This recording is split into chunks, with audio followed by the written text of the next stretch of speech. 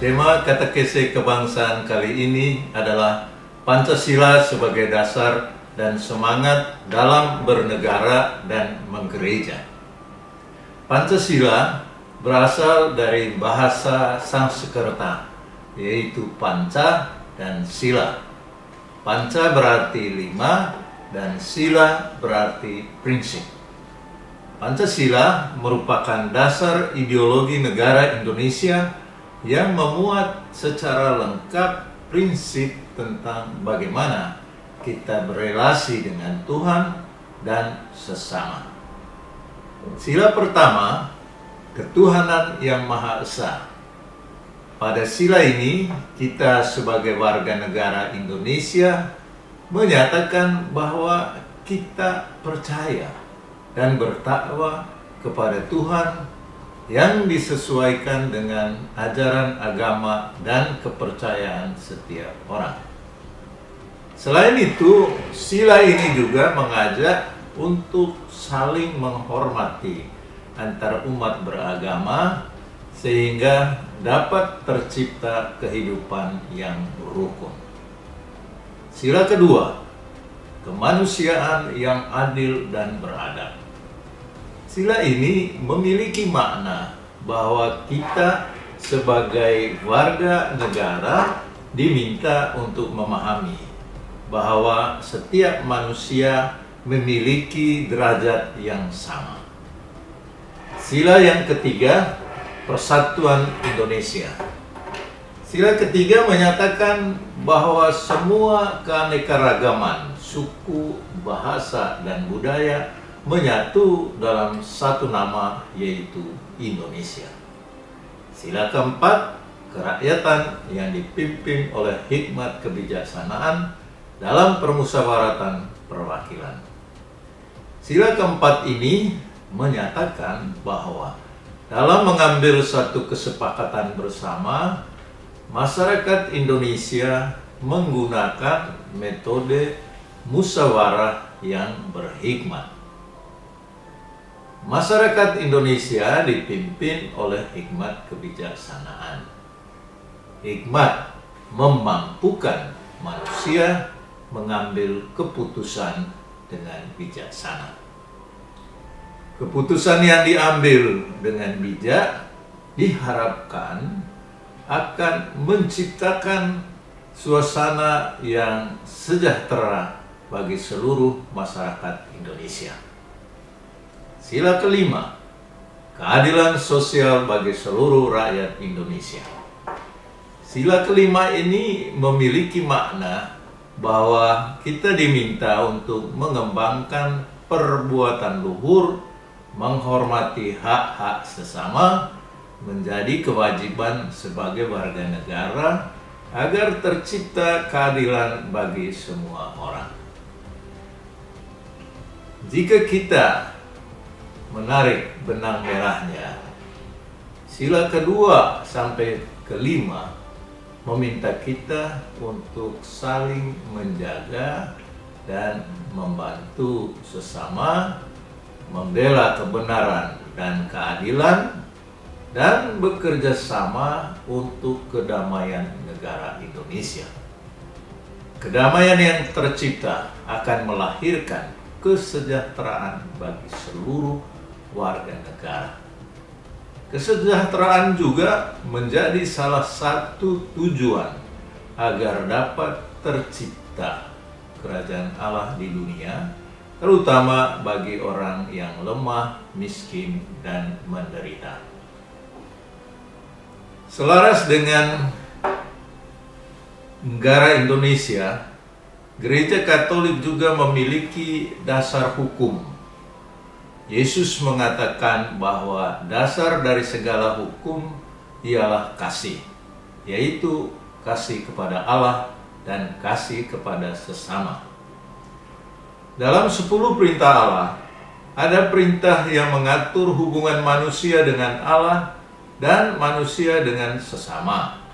Dalam kitab Keluaran bab 20 ayat 1-17.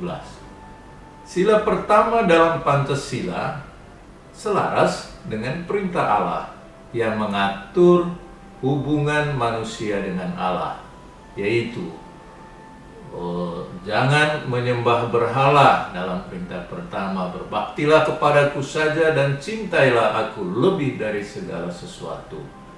Perintah yang kedua, jangan menyebut nama Tuhan Allahmu dengan tidak hormat. Dan perintah ketiga, kuduskanlah hari Tuhan. Sedangkan sila kedua sampai kelima sebenarnya selaras dengan perintah Allah yang keempat sampai yang ke-10, yaitu terkait dengan relasi manusia dengan sesamanya. Gereja Katolik memandang bahwa semua manusia memiliki derajat yang sama, martabat yang sama. Semua manusia diciptakan segambar dan serupa dengan Allah. Kitab Kejadian bab 1 ayat 27. Oleh karena itu, Yesus memandang setiap manusia bukan sebagai sarana yang bisa diperalat seenaknya, tetapi sebagai suatu pribadi yang memiliki tujuan hidup sendiri dan martabatnya. Hal ini terlihat dalam segala tindakan Yesus yang selalu membantu orang tersingkir, lemah, dan menderita. Bahkan dia menyamakan diri dengan mereka. Ini adalah bentuk solidaritas Yesus kepada manusia. Yesus mau senasib dan sepenanggungan dengan manusia. Jika kita melihat sikap-sikap Yesus yang memandang setiap manusia, bahkan mereka yang tersingkir, sebagai suatu pribadi yang bermartabat, maka kita bisa ambil kesimpulan bahwa Yesus sangat menghargai hak asasi manusia. Kita sebagai umatnya pun diharapkan juga menghargai hak asasi dari sesama kita. Jika kita justru bertindak menyimpang dari tindakan yang dilakukan oleh Yesus, maka itu termasuk pelanggaran atas kemanusiaan. Pelanggaran hak asasi manusia atau pelanggaran atas kemanusiaan bisa dikatakan sebagai penghinaan terhadap Sang Pencipta manusia. Bisa dibaca dalam Evangelii Gaudium nomor 213. Gereja Katolik kita tahu adalah gereja yang berpusat kepemimpinannya terletak pada Kristus. Kristus sebagai hikmat Allah, yang berarti gereja Katolik dipimpin oleh hikmat Allah. Hikmat Allah ini yang memampukan gereja masih bisa berdiri sampai sekarang. Rasul Paulus dalam suratnya menyatakan bahwa Allah turut bekerja dalam segala sesuatu untuk mendatangkan kebaikan bagi kita yang mengasihi dan mengutamakan kehendak Tuhan. Tulisnya dalam surat pada orang Roma bab 8 ayat 28. Melalui suratnya, Rasul Paulus ingin mengajak kita untuk hidup seturut kehendak Allah, yaitu demi keselamatan manusia. Saudara-saudari, berdasarkan uraian tersebut, kita bisa melihat bahwa ada benang merah antara Pancasila dengan hukum kasih dalam gereja Katolik. Kita bisa melihat bahwa Pancasila sebagai dasar negara Indonesia juga memuat nilai-nilai luhur Kristiani. Kita sebagai umat beriman diharapkan dapat mewujudkan buah-buah kebaikan Pancasila dalam kehidupan bermasyarakat dan menggereja. Salah satu contoh perwujudan buah kebaikan Pancasila dalam kehidupan menggereja ialah kegiatan-kegiatan yang terjadi di paroki. Pada masa sekarang ini, baguslah ada banyak umat yang aktif mengikuti kegiatan di paroki, ikut kursus kitab suci, kursus kata ketik, menghadiri semua seminar kerohanian, kursus evangelisasi pribadi, namun masih kurang, ada yang menutup diri, bahkan sama sekali tidak mau, tidak peduli, dan tidak berpartisipasi dalam kehidupan berbangsa, bernegara, dan bermasyarakat. Maka sebaiknya, sebagai warga negara yang baik, serta warga gereja yang aktif, hendaknya kita juga turut serta terlibat aktif dalam kehidupan praksis bernegara dan bermasyarakat. Hendaknya kita menjadi orang Katolik yang tidak pasif di lingkungan sekitar kita. Saudara-saudari, tidak lama lagi negara kita juga akan mengadakan pemilihan umum. Pesta demokrasi. Hendaknya sebagai warga negara dan warga gereja, kita mampu memberikan suara kita dalam memilih para pemimpin bangsa ini. Pilihlah para pemimpin bangsa yang secara implisit memiliki nilai-nilai luhur Kristiani. Keterlibatan kita dalam memilih pemimpin bangsa juga menjadi bukti bahwa kita terlibat dalam memajukan kesejahteraan negara.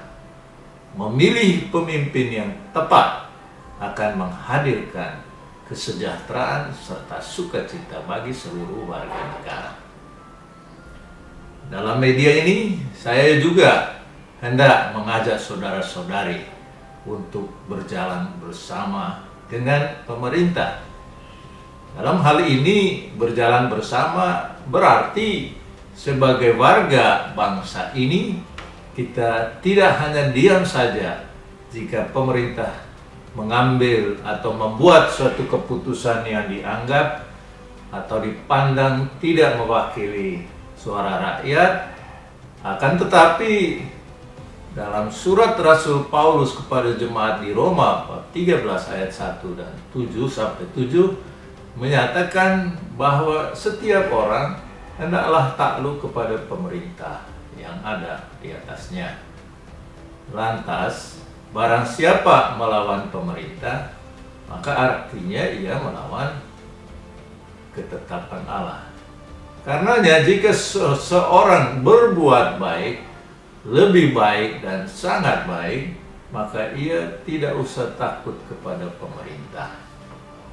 Dalam hal ini berarti sebagai warga negara hendaknya mentaati setiap kebijakan yang dirancang dan dibentuk oleh pemerintah dengan catatan jika hal tersebut memang sesuai dengan kebutuhan dan keadaan masyarakat yang bersangkutan.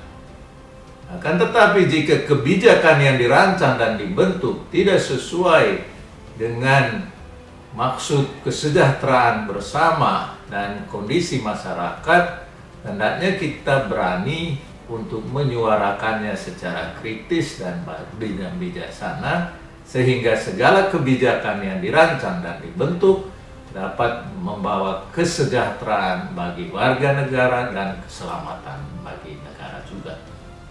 Sebab sesuai dengan apa yang dikatakan Alkitab, bahwa pemerintah adalah hamba Allah untuk kebaikan kita bersama, untuk kebaikan manusia, dan untuk kebaikan seluruh bangsa-bangsa.